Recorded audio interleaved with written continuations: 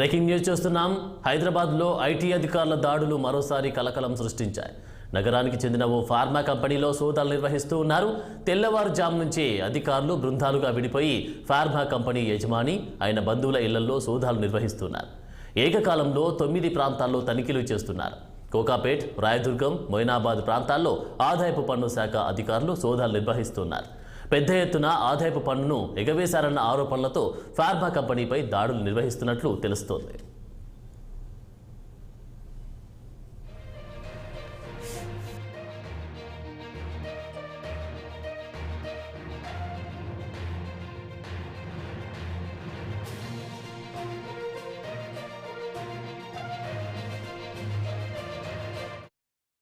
హైదరాబాద్లో ఐటీ అధికారుల దాడులు మరోసారి కలకలం సృష్టిస్తున్నాయి.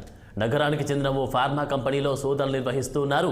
తెల్లవారుజాము నుంచే అధికారులు బృందాలుగా విడిపోయి ఫార్మా కంపెనీ యజమాని ఆయన బంధువుల ఇళ్లలో సోదాలను చేస్తున్నారు. ఏకకాలంలో 9 ప్రాంతాల్లో తనిఖీలు చేస్తున్నారు. కోకాపేట్, రాయదుర్గం, మొయినాబాద్ ప్రాంతాల్లో ఆదాయపు పన్ను శాఖ అధికారులు సోదాలు నిర్వహిస్తున్నారు. పెద్ద ఎత్తున ఆదాయపు పన్నును ఎగవేశారన్న ఆరోపణలతో ఫార్మా కంపెనీపై దాడులు నిర్వహిస్తున్నట్లు తెలుస్తోంది.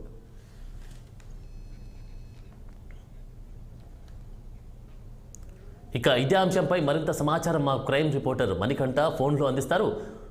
మణికంఠ, చెప్పండి, ఐటీ అధికారుల సోదాలు ఏ ఏ ప్రాంతాల్లో కొనసాగుతున్నాయి? ఇన్కమ్ ట్యాక్స్ ఎగవేశారన్న నెపంతో జరుగుతున్న దాడులను ఎలా చూడాలి? ఇదైతే మొయినాబాద్ మరియు కోకాపేట లో రాయదుర్గంలో జరుగుతున్నాయి. కొన్ని ఫార్మా కంపెనీల మీద 9 బృందాలతో అయితే దాడి అకస్మాత్తుగా దాడి చేస్తే జరగడం మార్నింగ్ నుంచి స్టార్ట్ అయింది. సో ఈ రైట్స్ మరి ఐటీ రైట్స్ అయితే జరుగుతున్నాయి. ఫార్మా కంపెనీలు పన్నులు ఎగవేస్తున్నారంటూ పన్నులు ఎగవేత అయిందని పక్కా ప్రూఫ్ తోటి అయితే ఐటీ రైట్స్ అయితే జరగడం స్టార్ట్ అయ్యాయి.